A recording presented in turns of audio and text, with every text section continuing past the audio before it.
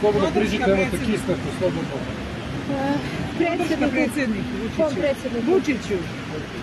Čiji je on predsjednik? Svi građana Srbije. A kako je predsjednik svih građana ako zastupa samo jednu opciju, jednu listu? A vi to znate? Znam, jer slušam, pratim šta izjavljuje. Kaže, nemojmo im dozvoliti da sruše Srbiju. Kome njima? Pa pazite, ste čuli da je predizborna kampanja? Ali da, jeste čuli šta priča ova gospoda za koje ste vi? Koja gospoda za koju sam ja? Vi znate za koga sam ja. A vi znate za koga sam ja? Ja sam za Srbiju. A vi znate za koga sam ja? Pa jeste za Srbiju? Jel pitate za Srbiju? Apsolutno za Srbiju. Pa što onda pljujete instituciju Srbije? Koju instituciju? Srbije. Instituciju Srbije. Predsjednik Srbije je institucija. Nije institucija. Nije. U svim državama predsjednik svih građana. Na svetu je predsjednik država institucija? Nije. I kako nije? Predsjednik svih građana. Ovaj čovek... Koji su ga izabrali? Ovaj čovek se ogradio od građana Srbije. A zašto su glasali građani Srbije većinom za njega? Nisu glasali. Kako nego ko je? Nisu. Ja sam gledala 2000, nije tačno. To je namešteno. Znate šta je priča? To je namešteno.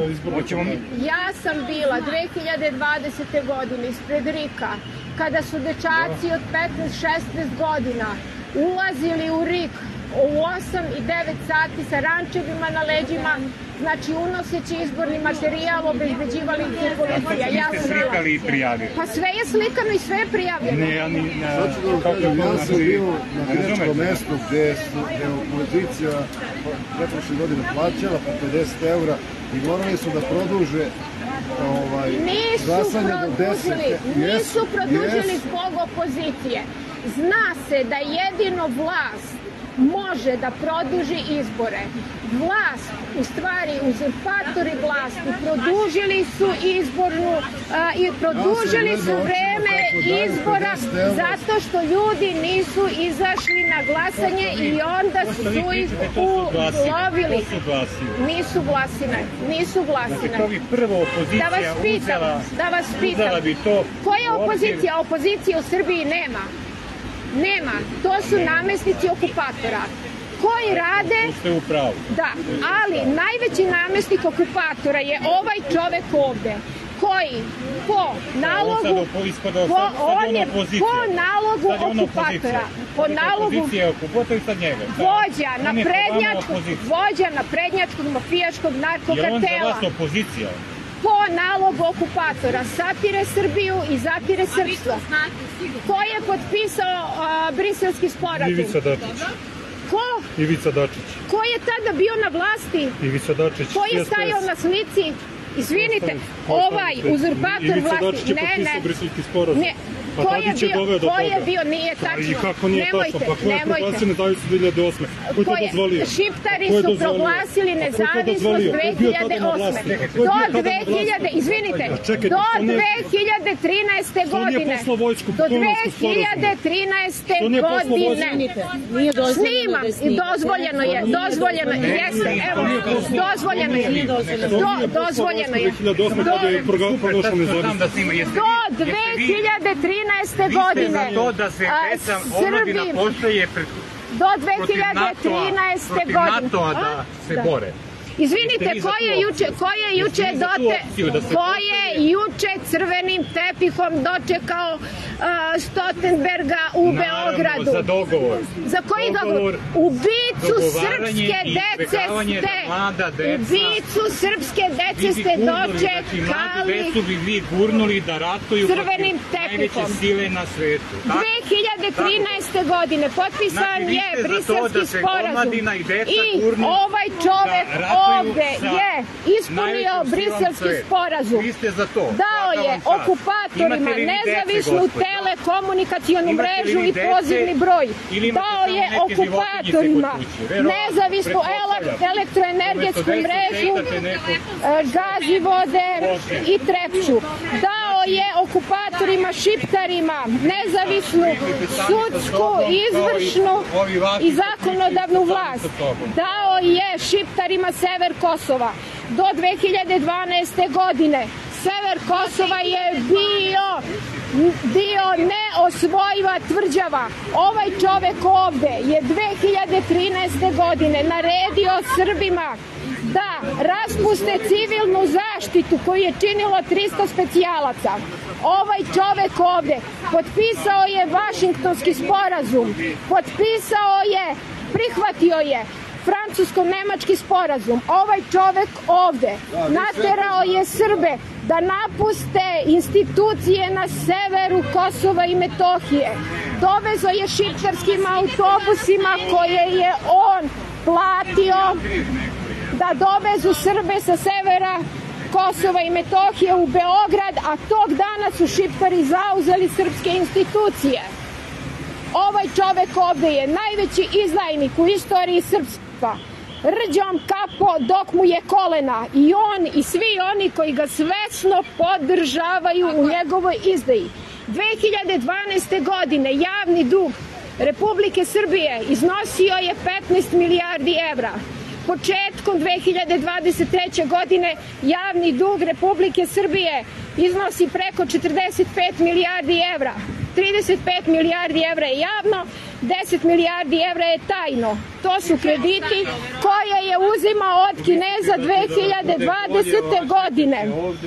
Ali je uzimao kredite od Kineza zato što Kinezi nisu tražili da se prati tok novca.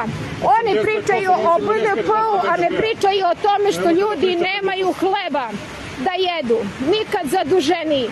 Izgrađeno je od 2000. do 2012. godine. Izgrađeno je 3 puta više puteva po 3 puta manjoj ceni nego od 2012. do danas. Samo što oni koji su bili na vlasti od 2002. do 2012. godine nisu otvarali svakih 5 km puta. Prodat je 2018. godine, prodat je RTB Bor Kinezima za 300 miliona evra i 2% rudne rente. Koliko je rudna renta niko ne zna, zato što neobrađenu rudu Kinezi izvoze. Ali samo prošle godine, 2022. Srbija je svoga zlata kupila u iznosu od 350 miliona evra, samo za jednu godinu. Mi smo kupili svoje zlato, građani Srbije, za 50 miliona evra više nego što je prodat RTB Bor. Ko je prodao PKB? Šta je sa IMT-om? Ko je prodao Komercijalnu banku? Šta je bilo sa Galenikom? Pogledajte šta se radi sa poštom. 16 miliona evra pošta je dala Judo savezu, a radnici imaju 50.000 platu. Kukuruz košta 15 dinara po kilogramu. Pšenica košta 18 dinara. Koliko pšenice i kukuruza treba da se proda da bi se kupio 1 litar nafte? A pitaju posle zašto poljoprivrednici izlaze i zašto se bune, pa ne mogu ljudi da žive od ovoga ovde koji satire Srbiju. Juče je došao Jan Stoltenberg u Beograd. Juče su mu, znači Vučević mu je juče raširio crveni tepih. Oni su ubijali srpsku decu, a oni su im raširili crveni tepih. Nikad veće zlo od ovog ovde čoveka. Ovi ljudi znaju ovde šta rade. Svi oni znaju šta rade. Znate, na ove izbore pozvao je kolonijalni upravnik Hill i rekao je da mi glasamo prema svojoj savesti. Znate zašto? Zato što je Hill namesnik, svi su ovde namesnici Hillu, i opozicija i vlast. Ovaj čovek nije predsednik svih građana Republike Srbije. Ovaj predsednik uopšte nije predsednik građana Republike Srbije. Ovaj predsednik je uzurpator vlasti. Papiri o tome stoje u RIK-u, u Ustavnom sudu, u Narodnoj skupštini, u predsedništvu i u Upravnom sudu. podneta je tužba Upravnom sudu i sudi se 2 godine. Upravni sud neće da odgovori na tužbu.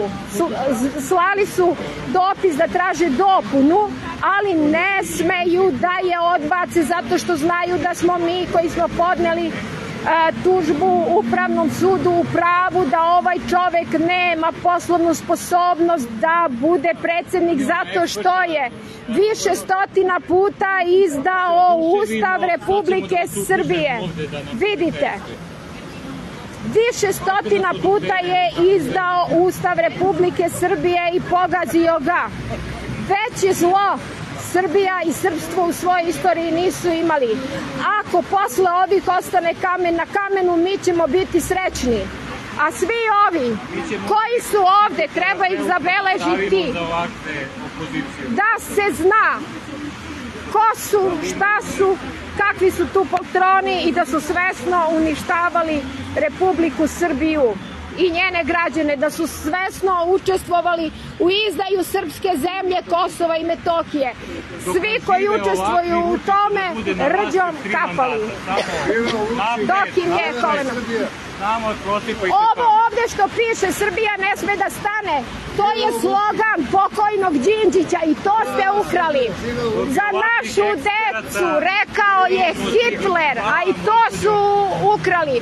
Ali trebalo bi da imate u vidu da je slogan za našu decu Hitlerov slogan. A ovaj slogan Srbija ne sme da stane, to je slogan pokojnog Đinđića, znači naprednjački mafijaški narkokartel ne može ni svoj slogan sam da smisli i da uradi, već i to mora da krade. Rđom kapali dok vam je kolena i da se sudi po zakonu svima koji su učestvovali svesno u izdaji srpske zemlje, u satiranju Srbije i u zatiranju srpstva.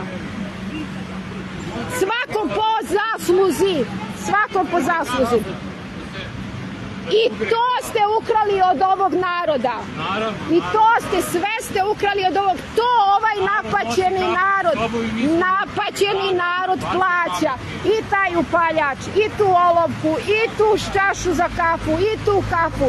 I ovo je platio narod. Sve ste to vi pokrali.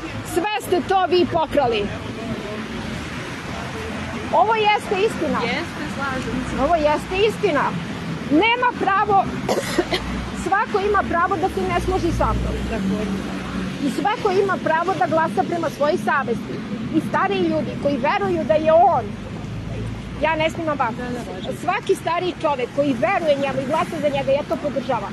Ali ne podržavam da ovi poltroni, ulizice, uhlebljeni, udomljeni, u državne institucije koji nas satiru i svesno znaju šta rade, to je zlo. Ali protiv onih koji glasaju, znači srcem za njega nema ništa, slobodna volja. A ovo je zlo.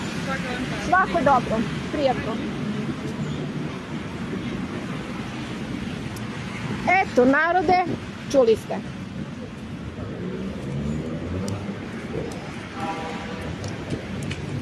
Oni misle da se plašim, što me slikaju, što me snimaju. Oni treba da se plaše. Treba da se plaše gneva